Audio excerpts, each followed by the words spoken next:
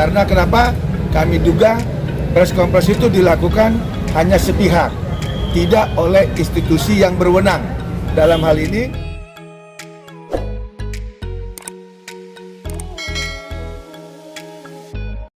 haknya dia, begitu. Jadi di dalam perdata itu hak seseorang untuk melakukan gugatan di muka persidangan. Akan tetapi apa yang diminta olehnya apakah dapat dibuktikan? Itu nanti menjadi penilaian majelis hakim di dalam persidangan. Ya, tetapi sebagaimana penawaran perdamaian itu kan nggak pernah tercapai, kan begitu. Dari pihak lawan penggugat menawarkan perdamaian kepada pihak kita dan kita pun juga menawarkan harusnya bagaimana. Sebagaimana Bu Jessica Iskandar dan juga Pak Vincent maunya adalah bertemu tatap muka, tidak diwakilkan. Nah, sehingga permintaan formil itu tidak terpenuhi, maka dikatakan gagal mediasinya. Bang, artinya seharusnya kalau mereka sudah berkomunikasi kan bisa ketemu secara langsung. Mestinya, nanti yang boleh ditanyakan aja ke kuasa hukum penggugat. Kapasitas kita. Ya. hari ini adalah kita pembacaan gugatan yang telah kita sampaikan di depan persidangan, bahwa gugatan kita itu yaitu perbuatan melawan hukum, di mana jelas di dalam isi gugatan kita itu salah satunya yang kita sangat sayangkan adalah pihak tergugat 1 dan tergugat 2, yaitu Jessica Iskandar dengan saudara Vincent Verhaak, itu melaporkan klien kami ke Polda Metro Jaya dengan nomor registrasinya yang kita sudah bacakan, bahwa itu yang ada di pertama ya,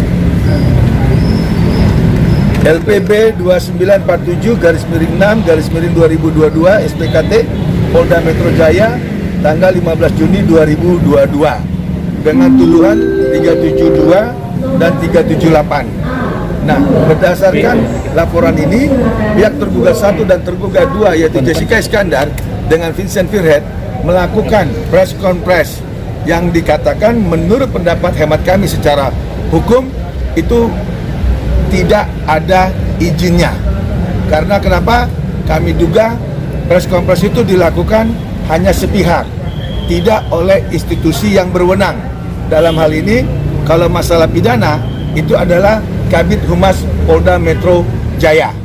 Jadi kami duga yang dilakukan oleh saudara Jessica Iskandar dengan Vincent Verhaak itu adalah ilegal, dan itu jelas untuk menyerang seseorang warga negara Indonesia yang lain yang juga dilindungi hak asasinya, dilindungi oleh undang-undang, yaitu sebagai klien kami yang dikatakan penipu, yang secara terang benderang tanpa tendeng aling, tanpa diberitahukan, tanpa diterangkan secara rinci arti maksud tujuannya menggelarkan press conference tersebut.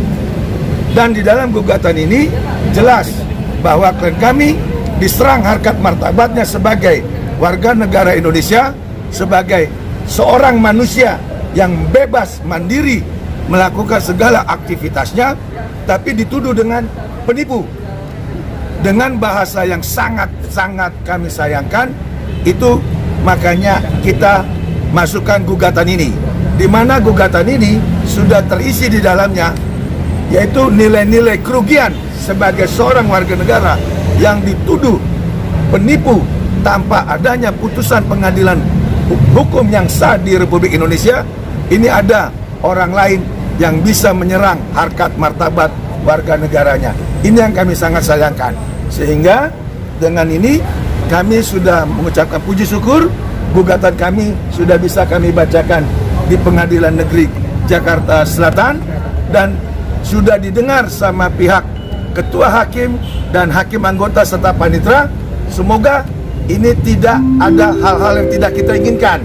Artinya intervensi ataupun hak-hak yang membuat opini-opini sesat yang selama ini dibangun oleh dugaan kami pihak tergugat 1 dan tergugat 2 yang sangat-sangat liar pemberitaannya, baik itu berupa postingan-postingan di IG ataupun berita-berita di media online ataupun televisi.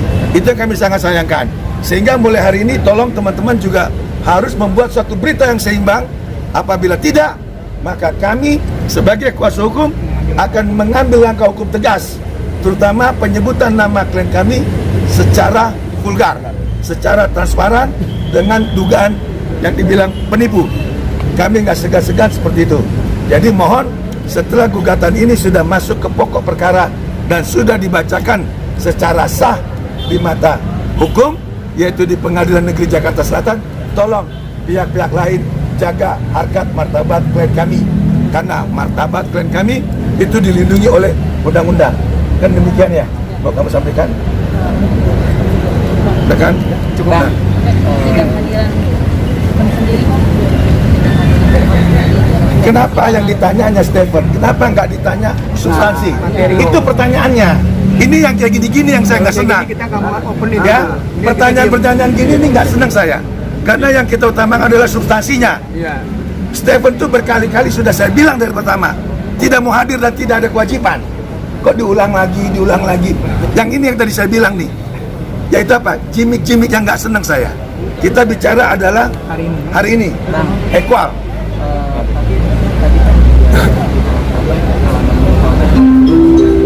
Ya. Ya, sekarang kan tadi alasannya orang yang tidak melakukan sesuatu dan belum ada putusan ingkrah disebut penipu, apalagi melekat dia seorang pengusaha. Coba bisa bayangkan, kamu seorang wartawan, saya bilang kamu penipu, kamu marah nggak? Bukti belum ada loh di depan umum. Itu yang maksud saya, equal, seimbang. Ajas praduga tidak bersalah harus dijunjung tinggi. Jangan bikin hal-hal yang memang menyesatkan. Bahwa klien kami sampai detik ini tidak ada putusan pun yang menyatakan penipu. Masalah hadir atau tidak hadir itu tidak diwajibkan. Jangan ditanya itu lagi. Sekarang kita proses ke depan. Toh buktinya tergugat juga nggak hadir. Apa saya pertanyakan? Saya nggak butuh itu. Yang saya butuh apa? Nanti putusan. Gitu loh. Hari ini adalah hari ini. Itu yang saya pengen. Ini. Ada lagi? Artinya mediasi ini gagal ya Bang? Bukan mediasi lagi. Ini sudah masuk pokok perkara. Dan pokok perkara puji Tuhan sudah dibacakan. Jadi kita minta nanti PN Jakarta Selatan melalui ketua Majelis Hakim yang mimpin, tolong penuhi apa yang kita minta di sini. Jangan berat sebelah. Kalau berat sebelah kami duga adanya intervensi.